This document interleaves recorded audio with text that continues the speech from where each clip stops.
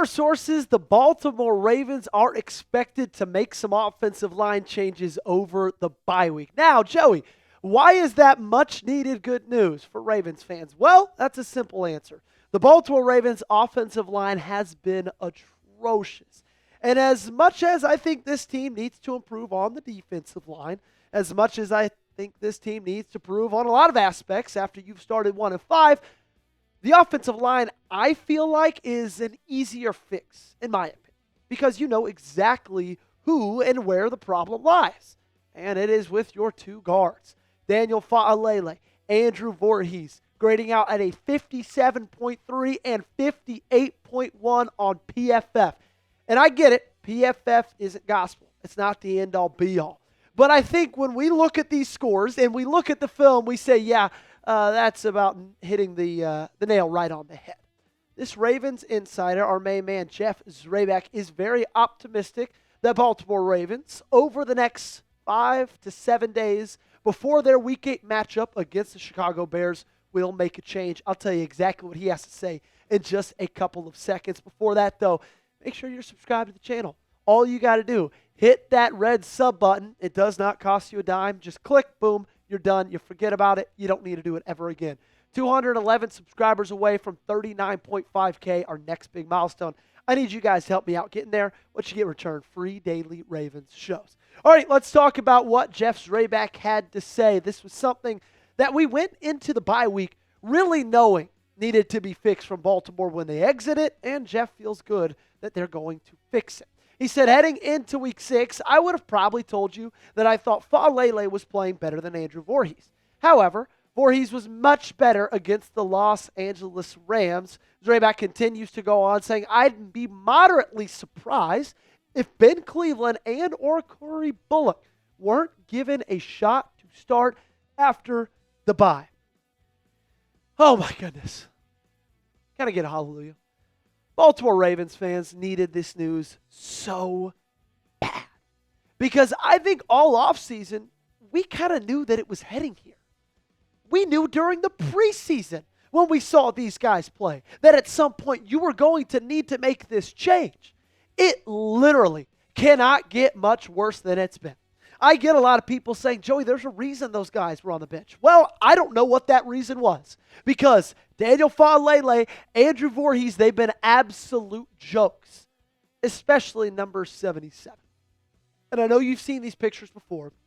We're going to go through them quickly here, but it just seems like every single game, something's going wrong. He's laying on the ground. You saw it in this last photo. You see it in this photo right here. This is the most frustrating one. It's against the Kansas City Chiefs. He has no one to block, so he says, you know what? Let me go help Tyler Linderbaum. But instead of hitting Tyler Linderbaum's guy, he hits Tyler Linderbaum and frees that guy up to go make the tackle. Bills game. Gets absolutely obliterated by Deion Dawkins. And when he's not getting obliterated in one-on-one, he's doing ring around the rosy, looking for somebody to block, while his quarterback is getting pressured ultimately.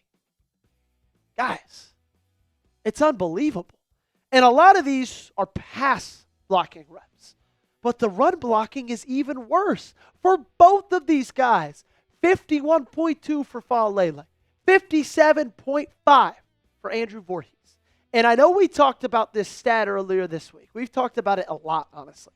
The Ravens are 3 for 8 on rushes that are less than 2 yards on third down. They are 3 for 8. And a big reason for that is because of these grades right here. When you're not able to push anybody off their blocks, when you're not able to push any defensive players backwards, and you are just getting manhandled in the run blocking, anytime it is 3rd and short or 4th and short, and the opposing team knows where you're going with the football, they're going to be able to defend it. Just look at the goal line stand the Rams had against Baltimore.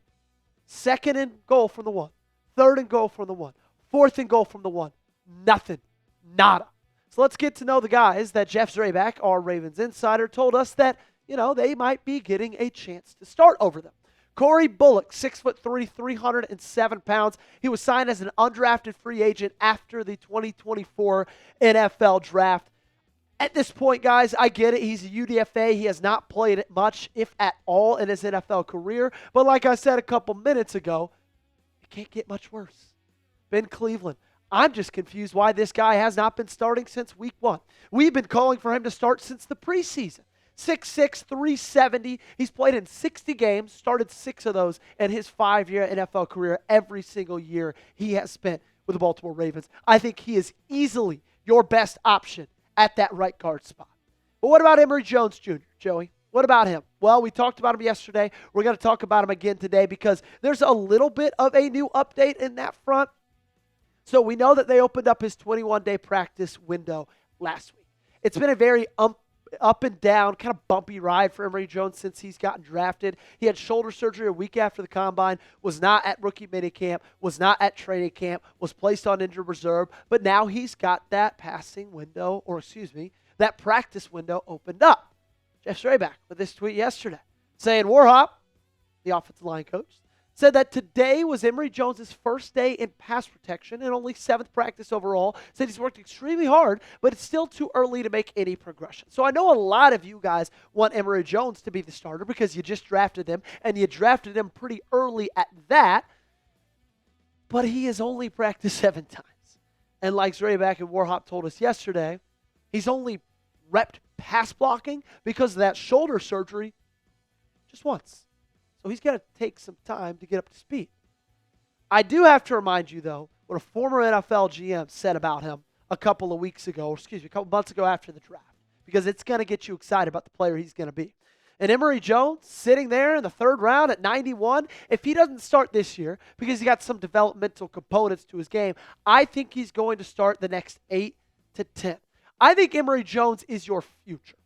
And so because of that, I think you play Cleveland or Bullock, maybe even both for the next few weeks, and then maybe throw Jones in there if you're not winning ball games. But if you're winning ball games with Ben Cleveland or Corey Bullock, don't make any changes, okay? But I would not mind to see Emery Jones late in the season if you feel like you just want to get him some in-game reps because you don't think you're going to make the playoffs anyway. Jonas Schaefer.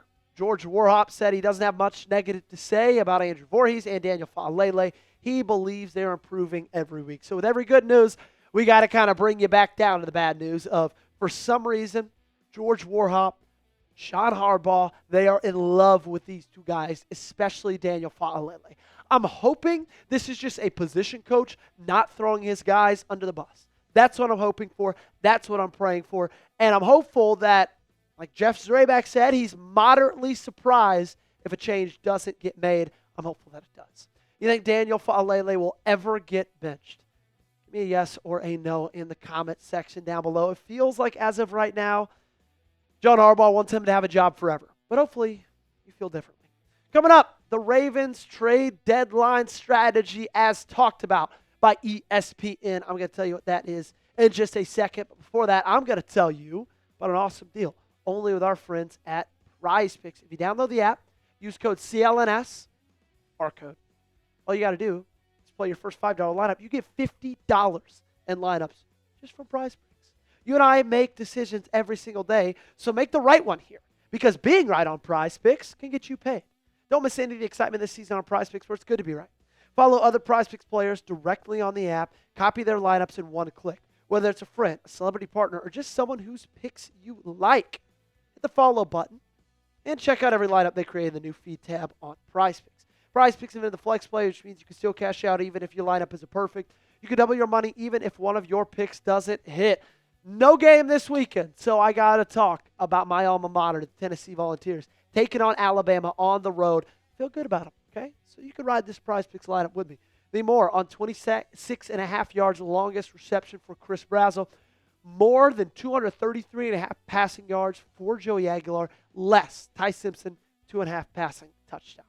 Download the Prize Picks app today. Use code CLNS. Get $50 in lineups after you play your first $5 lineup. That's code CLNS. Get $50 in lineups after you play your first $5 lineup. The link to this promo is in the comments and description of today's video. Prize Picks, it's good to be right. So I have no clue what the Baltimore Ravens are going to do at the deadline, because they put themselves in a very, very weird spot. where they're 1-5, feels like they are out of the playoffs, out of the running, but they also are surrounded by a lot of talent still. So you can convince yourself if you string along a couple of wins, you can make a run of the playoffs. Maybe we're not out of it. ESPN shares my same sentiment. They said the Ravens are a fascinating team to watch ahead of the trade deadline. They've already been active last week. They traded Odafe Oweh from an already thin pass rush group to get safety Alohi Gilman. That's an unconventional in-season move. But Baltimore's now 1-5 and desperate for any kind of answers in a season that had carried Super Bowl hopes. Will it go out and add more pass rush help on the trade market? Are there players on the roster we might not assume are available, like Oweh, but could be if Baltimore determines it could solve a problem with another player-for-player deal? If the Ravens lose in weeks 8 and 9, then all bets are off, okay? And that's kind of what I'm talking about. I think that there are multiple options, multiple things that could happen for the Baltimore Ravens because you just really don't know what the rest of the season is going to look at. My option number one, okay, what I feel like is most likely going to happen is they are going to kind of ride out these next couple of weeks on the schedule and just kind of see where they're at. Because you're in the bye week right now. Then you go and you play Chicago at home, 3 straight road games against the Dolphins, Vikings, Browns, and then home against the New York Jets. Your final 6 games, they get a little bit tougher. You have to play Cincinnati twice, once probably without Joe Burrow. You got to play Pittsburgh twice, Green Bay on the road, and then at home against a New England team that has actually been really, really impressive. So when you look at that schedule, I think the next 2 games are going to be crucial because those are your last 2 games before the NFL trade deadline. Because you play Thursday Night Football against the Dolphins, and 6 days later, 5 days later, that's the NFL trade deadline. I think if you win your next 2 games, you become buyers. I think if you split your next 2 games, based on what happens in the division or what happens with the Pittsburgh Steelers, you become buyers. And if you lose your next 2 games, you become sellers. These next 2 games, like I just mentioned, they determine everything for Baltimore. They determine everything with the future of the season. They determine what they're going to do over the next couple of weeks before that trade deadline happens. They got a lot of needs to fill, but if they win their next 2 games, I could see them looking for an edge rusher, looking for an interior offensive lineman, looking for some linebacker help, some help in the interior of the defensive line, cornerback depth. Not all 5 of them because that's unrealistic, but I think they're going to want to cross off 2 of these, namely edge rusher, maybe interior offensive lineman. What do you think the Ravens' biggest need is? Let me know in the comments section down below. I outlined 5 of them for you. You probably agree with me, but just let me know for good measure down below. That's going to do it for today's show. Appreciate you guys for hanging out with me all week right here on the Ravens Rundown. I'm on Twitter, I'm on Instagram, and I'm here every single day, so make sure you're subscribed.